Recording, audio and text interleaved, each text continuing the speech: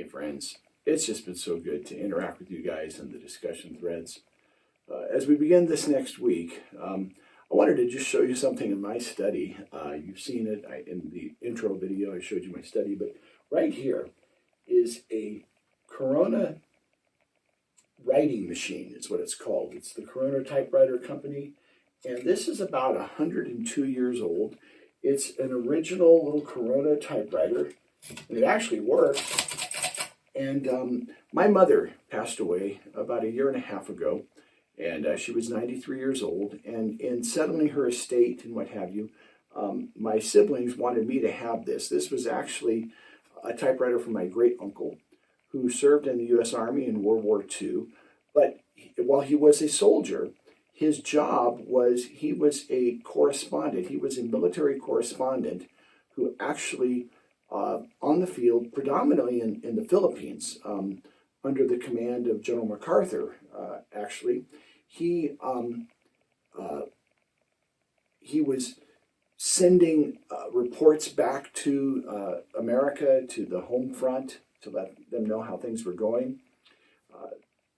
This picture is not an original one of my uncle, but this shows you the kinds of circumstances that they were in when they were using typewriters just like this one. And I love having it here. It's just kind of special to me. It's with some of my old books, because it just reminds me that with computers and everything else, technology is not what makes you write well. It's what starts in here and goes to your fingers that helps you write well. So anyways, that's just kind of a little aside.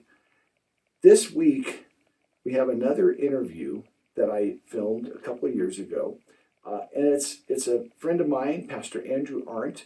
When I filmed it, Pastor Andrew was on the teaching team of New Life Church, but subsequent to the filming, Pastor Andrew is now the lead pastor of one of our other congregations, which is called New Life East on the east side of Colorado Springs.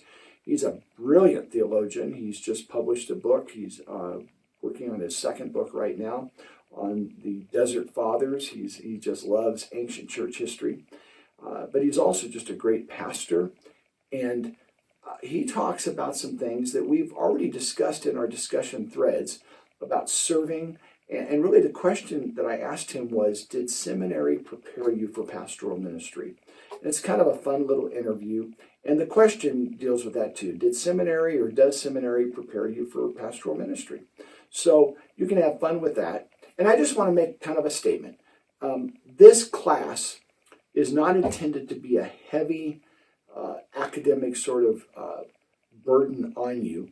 The primary responsibility is, in fact, your ministry practicum, the work that you're doing in ministry, and hoping that you are able to synthesize and synergize a lot of the things you've learned in your seminary experience thus far into your actual leadership role. And so that's really the primary purpose of it. The weekly discussion threads in our videos, and then the one-page weekly journal entries that we'll be collecting at the end of the class, and then that short final essay, those are kind of the, I almost call them accountability benchmarks that we need to do so that the university can give you full graduate credit for this class. But I don't want them to ever be a burden to you. I'm trying to make it something that is enjoyable and at the same time helpful as we pursue God's calling in our life and try to just be better leaders. So don't worry about that. Everybody's going to do great. Watch the video with Pastor Andrew, jump into the discussion thread, and I hope you guys have a great time, and I'll see you in the discussion threads.